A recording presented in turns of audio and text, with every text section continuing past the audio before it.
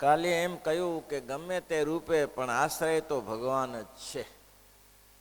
જીવ રૂપે કહો, પુરુષ રૂપે કહો, કે અક્ષરબ્રહ્મ રૂપે કહો, કે પુરુષોત્તમ રૂપે, ભગવાન સિવાય કોઈ જીવ પ્રાણી માત્રનો આશ્રય નથી. પછી અંતર્જામી શક્તિ રહ્યા હોય કે પ્રગટ રહેલા હોય, પણ ભગવાન સિવાય કંઈ કરવાનું. એ મહારાજ હવે અહીંયા એમ કહે છે કે વેદાંત જે ઉપનિષદ તથા યોગ તથા સાંખ્ય ત્રણ શાસ્ત્રો સનાતન છે તે શ્રી કૃષ્ણ પરમાત્માનું જ વર્ણન કરે છે.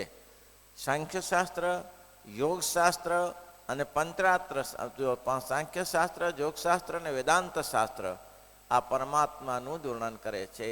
એ ત્રણ શાસ્ત્રના મત તમને અમે પૃથક પૃથકપણે કરીને કહીએ તે સાંભળો.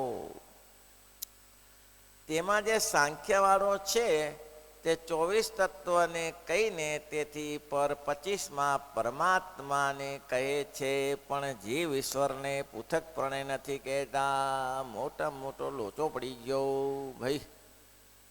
સાંખ્યવાળા છે ને, સાંખ્ય મત ક્યાંથી ઉત્પન્ન થયો ભાઈ? ક્યાં કયા કપિલ મુનિ ક્યાંથી શરૂ? કલ્પનું જન્મભૂમિ સિદ્ધપુર. કપિલ મુનિનો જે કર્મક્ષેત્ર કયું રહ્યું? કર્મક્ષેત્ર ગંગા સંગમ, કપિલાશ્રમ. મહારાજ તે રોકાયેલા દોઢ. કપિલ મુનિ સમીપ 1 માસ નટોરનાથ ખરીવાસ. અશી સુખ મુનિને પ્રભુજી આપ્યું, બહુ દિન કેરું વિયોગ કષ્ટ કાપ્યું. મુનિ તો કપિલ મુનિ તો ધામમાં ગયેલા, એ તો ક્યાં અહીંયા હોય? પણ એના આશ્રિતોને ખૂબ સુખ આપ્યું. કપિલાશ્રમમાં મહારાજ ગયા. મહારાજની તેજસ્વી આકૃતિ એટલે ત્યાંના પૂજારી બહુ સાચવ્યા. પછી તો શું થયું કે શ્રીજી મહારાજ રહેતા હતા એવી આકર્ષક મૂર્તિ હતી ને, એટલે ચારે બાજુ લોકોથી આવવા માંડ્યા. અને એમ થયું કે આ મહારાજને કા ફળ જમાડીએ, મહારાજને ધોતી ઉડાડી, કેસ ઉડાડી, ઢગલા થઈ ગયા ભેટોના. પૂજારી એક દિવસ મહારાજને ખાનગીમાં કહ્યું કે હે નારાયણ, નીલકંઠ વર્ણી, કાયમી તમારથી રહેવાય નહીં, અહીંયા કાયમી ના રહેવાય. મહારાજ કે કેમ? કાયમી રહો ને, અમે તમારી સેવા કરીશું.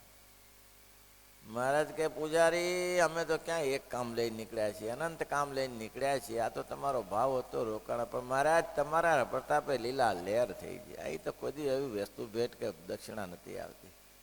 તમે પધાર્યા ત્યારે અહીંયા બધું. મહારાજ કે અમે હવે તો બધું હોય. એ કપિલ મુનિનું કાર્યક્ષેત્ર છે કપિલાશ્રમ, ગંગા સંગમ જેને કહે છે. હવે સાંખ્યનો મત એવો છે 24 તત્વ અને ડાયરેક્ટ 25માં પરમાત્મા. 24 તત્વ કીધા પછી જીવ ઈશ્વર કહેવા જોઈએ, પણ કીધું નહીં. કારણ કે એમ કે છે કે આ જીવને ઈશ્વર એ તત્વાત્મક જ છે, તત્વ સિવાય રહી શકતા નથી, એટલે એને અલગ ગણવાની જરૂર કાંઈ નથી. આવું કહી દીધું. પણ જીવ ઈશ્વરને પૃથકપણે નથી કહેતા. એ તેઓનો અભિપ્રાય એવો, તત્વ છે તે જીવ વિના હોય નહીં, તત્વ ભેળો જ તદાત્મપણે રહ્યો. જીવ તેને તત્વરૂપ જ કહે છે, તત્વથી પૃથક નથી કહેતા, તત્વ ભેગો જ કહે. 24 તત્વમાં એ સમાવેશ કરી લેવા. અંતર 24 તત્વ અંતર જીવ આવી ગયો, જીવ ને ઈશ્વર બે આવી ગયા. અને જેમ 24 તત્વરૂપ માને છે, અને જેમ જીવને 24 તત્વરૂપ માને છે, તેમ બ્રહ્માંડાધિપતિ કોણ? બ્રહ્મા, વિષ્ણુ ને શિવ, એને 24 તત્વ જ માની લીધા. સાંખ્યશાસ્ત્રનો મત છે ભાઈ. સાંખ્યશાસ્ત્રનો મત એ છે કે ભાઈ 24 તત્વ અને અવંતર જીવ ઈશ્વરને માન્યા છે, અલગ માન્યા નથી. 25માં પરમાત્માને ડાયરેક્ટ ગણી લીધા. નીતિનભાઈ સમજાયું? શું સમજાયું? માયાની છે વાત જ છે અહીંયા. જીવને ઈશ્વર એટલે શું કર્યું?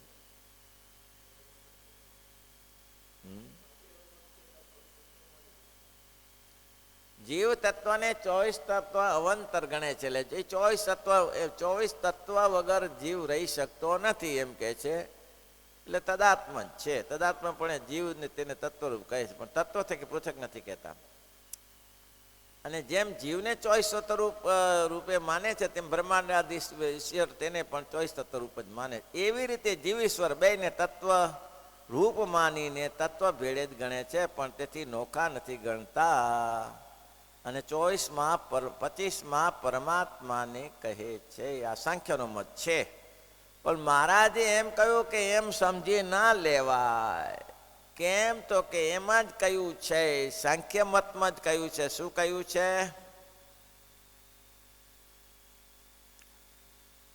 સાંખ્ય મતમાં કહ્યું છે, પણ એમ ન સમજવું જીવ નથી કાંજે. એમ ન સમજવું જે જીવ નથી કાંજે. સાંખ્ય વાળે સઠ સંપત્તિ નક્કી કરી છે. સાંખ્ય શાસ્ત્ર છે એ ષટ સંપત્તિ શું? ધ્યાન, સમ, દમ, યમ, નિયમ, પ્રણામ, પ્રત્યાહાર, સ્થાન, ધારણા અને સમાધિ 8 નક્કી કર્યા. કોને? સાંખ્ય વાળાએ. તો મહારાજ એમ કે છે 8 જે નક્કી કર્યા છે, ધ્યાન કરવાનું થશે. ધ્યાન કોણ કરશે? ધ્યાન કરશે કોણ? અને કોનું ધ્યાન કરશે? એને એવું તો લખ્યું પાછું એના યમ, નિયમ, પ્રાણાયામ, પ્રત્યાહાર, ધ્યાન, ધારણા અને સમાધિ એ ષટ સંપત્તિ છે. એ કરવાનું રહ્યું. તો કરશે કોણ? કરશે કોણ? જીવને ને તત્વને તે એક ગણી લીધા. તો કોણ કરશે? જીવ કરશે. ધ્યાન ધારણા તો કે આ કરવાનું જીવને છે. તો જીવ ક્યાંથી કરશે? દેહનો સંપર્ક જ નથી તો જીવ ક્યાંથી કરશે? આંખ જ નથી, હાથ નથી તો એને વગર જીવ કરશે ક્યાંથી? પોતાની મેળે ક્યાંથી ગાડી દોડાવશે? બળદિયા વગર ગાડી દોડશે ક્યાંથી? હા, બળદિયા તો અંદર જોઈ ગાડીમાં, તો બળદિયા વગર ગાડી દોડે નહીં. એટલે કે તત્વ વિના તો સાધના થાય છે નથી. ધ્યાન કરે કે ભક્તિ કરે, કોઈ પણ પ્રાણાયામ કરે, પ્રત્યાહાર કરે, યમ, નિયમ, ધ્યાન, ધારણા, યમ, નિયમ, પ્રાણ, પ્રત્યાહાર, ધ્યાન, ધારણા અને સમાધિ 8 છે. એ કરશે કોણ? તો કે જીવ જ કરશે. તો જીવ જો કરશે તો કોના દ્વારા કરશે? કરશે કોના દ્વારા? અમદાવાદ જવું છે તો ગાડી વગર જશો છે ને? પગે ચાલીને જવાના છો તો અમદાવાદમાં જવા માટે સાધન જોશે. એ કાર્ય કરવા માટે તમારે સાધનની જરૂર પડશે. તો કયા સાધન લેશો? તમે જ તત્વ નથી તો અલગ માનતા નથી. તો તત્વને જ તમે એમ કહો જીવ તદાત્મક જ છે, જીવ તત્વ કહો કે જીવ છે. પણ હવે જીવ તો માની લીધો તમે. જીવ તો તમે સાબિત કરો કે જીવ તો છે એમ માનો છો, તો એ તત્વ ભેગો જ છે એમ માનો છો.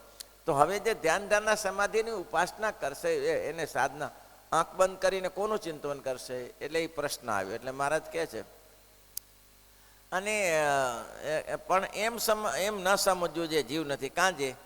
સાંખ્યવાળે ષટ સંપત્તિ, શ્રવણ, મનન, નિધિધ્યાસાદિક સાધન કયા છે? તે જીવને કરવાના કયા છે? જીવને જ કરવાના. પછી તે સાધને કરીને વિચારને પામે અને તે વિચારે કરીને તત્વ થકી નોખો પડે. પણ સાધન તો કરવાના કયા? ભેગો નોખો પડશે કેવી રીતે? એના કરતાં જીવને નોખો જ રાખો તો સાધન આના દ્વારા થશે. આંખથી થશે, હાથથી થશે, કાનથી, જેવું જેવું કાર્ય તે ઇન્દ્રિયો દ્વારા બધું કાર્ય થશે. આવું માનો એમ. પણ એને પોતાના બ્રહ્મરૂપ માને ને પરમાત્માને ભજે, એવી રીતે સાંખ્ય મત છે. આખરે તો પાછું એને કીધું ભાઈ, ફેર ના કીધું. શું કીધું? સમજાય એવું નથી હોય એટલું બધું. તમે એમ કે માને આ તો કાચા ચણા ચાવા જેવું છે, તેમાં લોખંડના ચણા પાછા. કઈ તરત સમજાય. મહેશભાઈ સમજાઈ ગયું ને? શું સમજાય? શું સમજાય ભાઈ? દાદા શું સમજ્યા?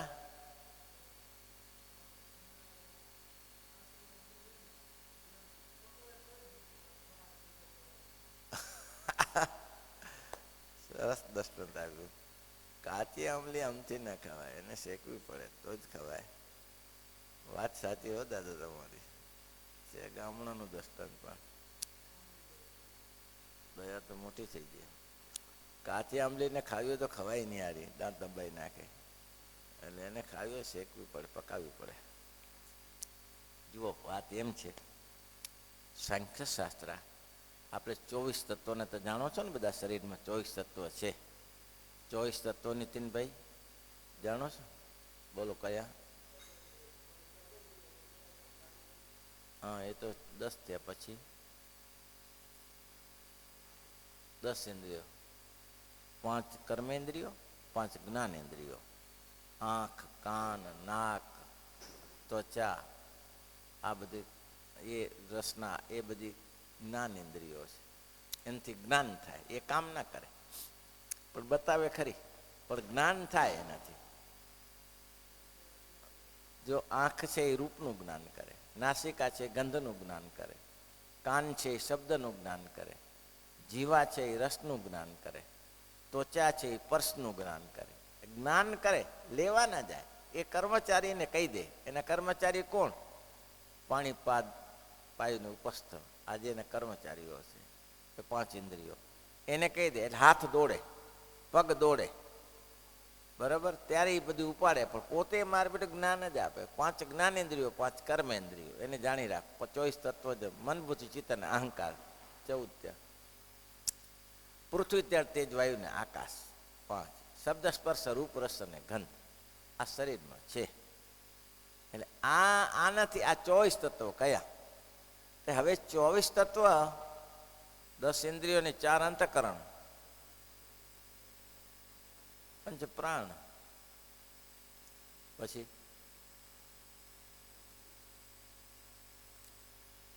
5 પ્રાણ લેવાના ને 5 ભૂત લેવાના, શબ્દ સ્પર્શ રૂપ નહીં લેવાનો. એનો જ વિભાગ છે. એટલે 24 તત્વો થયા. આ 24 તત્વો આ શરીરમાં કામ કરે છે. આ શરીરમાં પૃથ્વી છે, જળ છે, વાયુ છે, તેજ છે, આકાશ છે. આ બધું શરીરમાં છે ને? એ આ બધું શરીરમાં છે. 5 પ્રાણ પણ છે. પ્રાણ, વ્યાન, ઉદાન, સમાન, અત્યારે આ 5 પ્રાણ છે. આ શરીરમાં છે. આ શરીર 24 તત્વોનું બન્યું છે. શરીરનો જો વાયુ આગો પાછો થાય તો માણસ હેરાન થઈ જાય. એ જીવંત જ ચાલ્યા કરે શરીરમાં. એ અને એક એક વસ્તુની જરૂર છે શરીરમાં. પૃથ્વી ન હોય તો પૃથ્વીનો ભાગ ઘટે તો ઓછું થઈ જાય, પાણી શરીરમાં ઓછું થઈ જાય તો બીમાર પડી જાય. એટલે આ બધી વસ્તુની જરૂર છે શરીરમાં 24 તત્વની. તો 24 તત્વ અલગ છે ખરેખર, પણ સંખ્યાવાળા એક જ માને છે. જીવની સાથે જ માને છે. જીવ કહો કે 24 તત્વ કહો એ જ માને છે. એકને એક માની લીધું. હવે માની તો લીધું, પછી શું કીધું?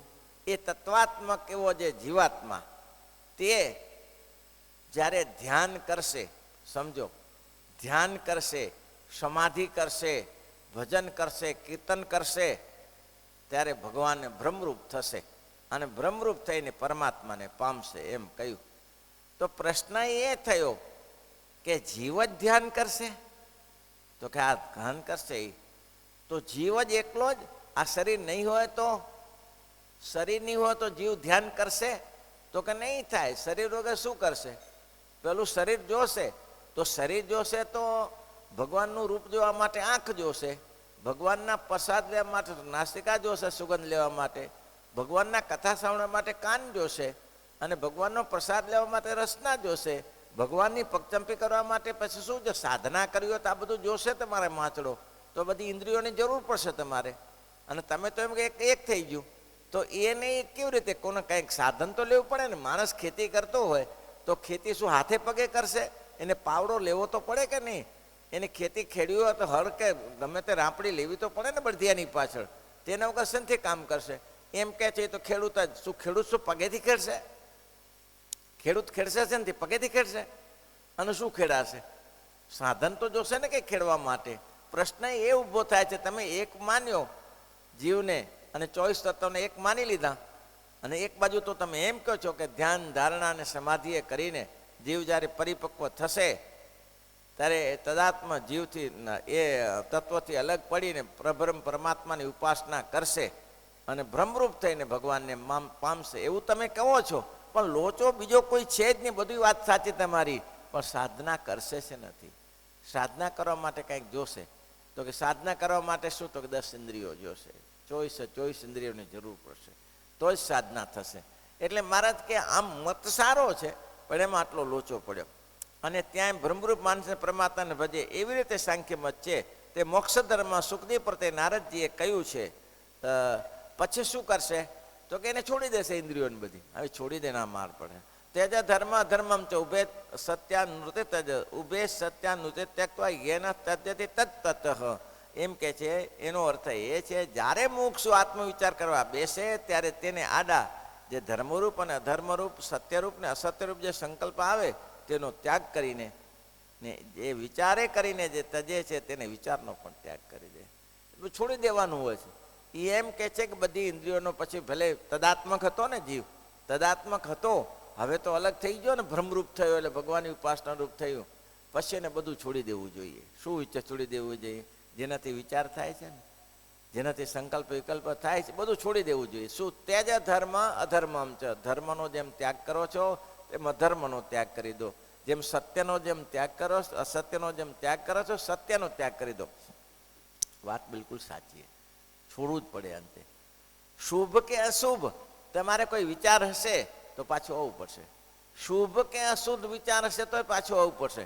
મેં પિયજનું દર્શન દયું હતું, પિયજ નહીં, પીજ વડતાલ જોડે સ્વામીજીને મંદિર બનાવ્યું. પીજનું મંદિર બનાવ્યા પછી અજ્ઞાન સ્વામી વાત કરેલી છે પ્રસાદીની.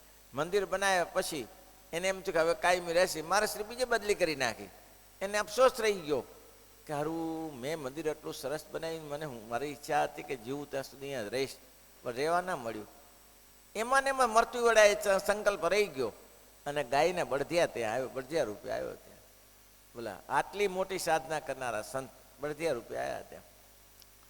બીજું દર્શન છે આપણે દાદા ખેતાના દરબારમાં. નાનુબાની છોકરી હીરુ, નાનુબાની છોકરી હીરુ, જો વાસના રહી ગઈ ત્યાજે ધર્મ અધર્મમ છે.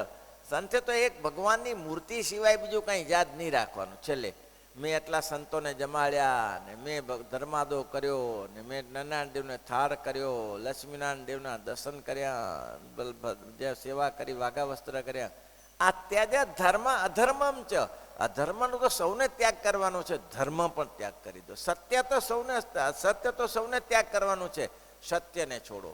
કંઈ નહીં, તારી મૂર્તિ વિના મારા નાથ રે, બીજું મને આપજો ને, બસ એક જ મૂર્તિનો આધાર. હવે હીરુબાઈનું નામ હવે 10 વર્ષની 11 વર્ષની થઈ એટલે મહારાજ એક દિવસ પૂછ્યું, હીરુ? તો કે હા. તને રસોઈ બનાવતા આવડે? તો કે આવડે ને. તો તું તારા હાથે રસોઈ બનાવ, અમે જમીશું. નાનુબાને કહ્યું કે એને રસોઈ બનાવવા દેજો, પણ એને મહારાજ બહુ ફાવશે નહીં, મને જેવું ફાવે. મહારાજ મને બધું ફાવે છે, સારું બના. 11 વર્ષની દીકરી હીરુએ રસોઈ બનાવી. પછી મહારાજે કહ્યું કે મહારાજ એના હાથનું પણ બહુ તમે કેવું જમશો? તો મહારાજ કે જે જમશું તો જમશું, એનો સંકલ્પ આપણે પૂરો થાય ને. પછી જમીને બનાવે પછી કીધું કે હવે એ ધામમાં જશે. અરે મહારાજ કેમ? હજી તો 11 વર્ષની ઉંમરની છે, તો ધામમાં કેમ જશે? મહારાજ એના ઉપર દયા કરો, ધામમાં ન જાય. મારે કે તમને શું તકલીફ થાય? તમને તકલીફ તમારી સમજણની ફેરફાર થયો કે શું? મારા સમજણમાં ફેરફાર નથી.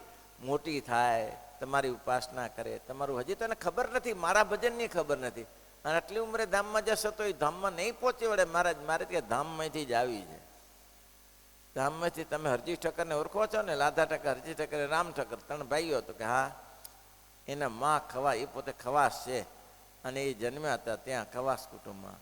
જીવબા ને લાડુબાને જુએ ત્યારે એને વિચાર આવે કે આ હા આ ઠાકોરજી આવો સુંદર થાળ કરીને જમાડે છે અને મને આવો લાભ ન મળ્યો. ખવાસ જ્ઞાતિ એટલે કે આપણે જમાડી ન શકીએ. આમાં ને આમ અફસોસમાં રહી ગયા. એનો દેહ પડી ગયો. નહીં તો નિષ્ઠા તો એના બાપની હતી ને. આપણે જાણીએ છીએ કે શ્રીજી મહારાજ માને ઘરે હરજી ઠક્કરને ઘરે ગયા અને ઉનામણ પડ્યું હતું એટલે મહારાજને ગરમ પાણી કરીને નવડાયા. વાત પ્રસિદ્ધ છે, દુનિયા આખી જાણે છે. અને હરજી ઠક્કરના માએ કહ્યું કે મહારાજ તમે શુક્રા ઠંડા પાણીથી નાહો છો, તો તમે દરરોજ ગરમ પાણીથી નાવ એવી મારી માંગણી છે. મહારાજ કે ગરમ પાણીથી નાવ માટે ઉનામણ જોઈએ ને, પણ મારી પાસે ક્યાં ઉનામણ છે? ઉનામણ જોડો જ પેલા દેગડું હોય એને ઉનામણ જોઈએ ને. ઓહો મહારાજ ઉનામણ આપને માટે તો કોટાન કોટી ઉનામણ વારી જઈએ. મહારાજ આ લેતા જાઓ. તે પેલા મુરજી ભેમચારે ઉનામણ લેતા જાઓ. હવે સાંજે રામ ઠક્કર આવ્યા. રામ ઠક્કરને સ્નાન કરવું હતું એટલે રામ ઠક્કરે કહ્યું કે માં પાણી ગરમ કરો. એટલે નાનું ઉનામણ હતું એમ પાણી ગરમ કર્યું તો 2 લોટા થયો. રામ ઠક્કર કે માં કેમ આટલું જ પાણી? તો કે બેટા મોટું ઉનામણ છે ને એ મહારાજ લઈ ગયા છે. અરે માં મહારાજને આપવું તો નાનું આપવું તું ને આટલું જ બોલ્યા રામ ઠાકર. અને એમ ડોશીનું મગજ ગયું, તું મને કહેનાર કોણ? કોણ પુરુષોત્તમ નારાયણ? અને તું એક રાંકડું અને મને કે મહારાજને ઉનામાં નાનું આપવું તું? હા, જા આજથી તારું મોઢું જોઈએ હરામ છે. મહારાજની સેવામાં તે મને રોક્યો, નહીં જોવું મોઢું. ના, મારી જીવા તો શું ના, રામ ઠાકરનું મોઢું ના જોયું. બોલો, આવી નિષ્ઠાવાળા. પણ મહારાજ કે ત્યજ ધર્મ અધર્મમ ઉભે સત્યાનૃતે ત્યજ. બધું છોડી દેવું પડશે આજે. એટલે આમાં છોડી શું દેવું પડશે? સાંખ્ય શાસ્ત્રના મતે ફરી ફરીને પૂટવાનું તો એ જ છે, જીવને તદાત્મરૂપ માન્યો એને, અને પછી તો એનાથી કે છૂટો પડી ગયો. પછી એને આત્માથી બ્રહ્મરૂપ થયો, ભગવાનની ઉપાસના ધ્યાન ધારણા સમાધિ કરીને છૂટો પડી ગયો અને બ્રહ્મરૂપ થઈ ગયો. બ્રહ્મરૂપ થયા પછી પરમાત્માને ભજે. સાંખ્યવાળા એમ કહે છે કે આખરે તો બધું છોડી દેવું પડે. કેમ છોડી દેવું પડે? જે સાધનોથી બ્રહ્મરૂપ થયો એ સાધનોય છોડવા પડે, અને જે પોતે પ્રયત્ન કર્યો એને છોડી દેવો પડે. એક મહારાજની મૂર્તિ યાદ રાખવાની છે ને. તેજ ધર્મ અધર્મ સત્ય ઉભે સત્યા નૃત્ય તેજ ઉભે નૃત્યા સત્ય ત્યક્વા ધેન. અને જે વિચારથી તમે કર્યું એ વિચારને પણ છોડી દો. કહેવાનું એટલું છે. આ શ્લોકનો અર્થ એટલે જે વિચારે કરીને તમે કર્યું કે હું આ સાધનથી કરું તો આમ થાય, આ સાધન એ અંતકરણનો વિષય છે, આનાથી કરું તો આમ થાય, એ બધું તમે કરી ચૂક્યા. હવે કરી ચૂક્યા પછી મેલો પડતું પૂરું થઈ ગયું. એનો અર્થ એ છે કે જ્યારે મોક્ષ આત્મવિચાર કરવા બેસે ત્યારે તેને આડા જે ધર્મરૂપ અથવા ધર્મરૂપ સત્યરૂપ અસત્યરૂપ જે સંકલ્પ આવે તેનો ત્યાગ કરીને એને ત્યાગ કરી દેવો. જે સંકલ્પ આવે તેનો ત્યાગ કરી દેવો. પછી અને જે વિચારે કરીને જે તજે છે તે વિચારનો પણ ત્યાગ કરી દો. એ પણ ન રાખશો, બોજો જ ન રાખશો, કોઈ બોજો જ ન રાખશો. શુભ કે અશુભ વાત. ભુજમાં એક સંત હતા, હવે રામપર ગંગાએ જતા હતા. રામપર ગંગાએ સ્નાન કરવાની ઈચ્છા હતી કે ચાલો હરિભક્તોને કીધું ગાડું બળદ ગાડું લઈને આવજો. જતા હતા, ખાસું નીકળી ગયા, 6-7 કિલોમીટર નીકળી, આગળ નીકળી ગયા. પછી એને ખબર પડી, અરે બે ચરણાવરીની જોડ મારા આસન ઉપર ખુલ્લી રહી ગઈ છે, કોઈક લઈ જશે. પછી પાછા આવ્યા, ચરણાવરીની જોડે જતી હતી ને, પાછા આવ્યા. અચ્છા, આવીને વિચાર કર્યો કેમ પાછું આવવું પડ્યું, પાછું કેમ આવવું પડ્યું? આવવાનું કારણ તો ચરણાવરીની જોડ માટે. તો ચરણાવરીની જોડ માટે પાછો આવ્યો. એમાં ચિંતન કોનું? મહારાજનું થયું કે ચરણાવરીનું થયું? ચિંતન કોનું થયું? હે, ચરણાવરીનું ચિંતન થયું. એમાં મહારાજની મૂર્તિ તો ભૂલાણી ને, એટલી કે મહારાજના જ ચરણારવિંદ છે. જુઓ, ચરણારવિંદ કોના છે? શ્રીજી મહારાજના જ ચરણારવિંદ છે. તેજ ધર્મ ધર્મ એક મૂર્તિને યાદ રાખવાની. એનાથી ચરણારવિંદથી જો તમને મૂર્તિ યાદ આવે તો હારામાં હારું છે. પણ અત્યારે તો એને એક જ હતું, કોઈ લઈ જશે, કોઈ લઈ જશે ચરણારવિંદ, કોઈ લઈ જશે મહારાજને પ્રસાદને ચરણારવિંદ કોઈ લઈ જશે. એ લઈ જશે મહારાજની મૂર્તિનું ચિંતન ન થયું, પણ ચરણારવિંદનું ચિંતન થયું. અને ત્યાં પોતાના આસને આવી અને જો જોડે સંતો હશે એ સંતોને કે મને આટલું ચિંતન મહારાજની મૂર્તિ વિના થયું શું કરવા? ભગવાનની મૂર્તિ અમને ચિંતન કેમ થયું? તરત જ એ ચરણારવિંદ બે સાધુને આપી દીધા સેવામાં. લે ભાઈ પૂજા કરજો. તજ ધર્મ ધર્મમ ચ શ્રીપતિ શ્રીધરમ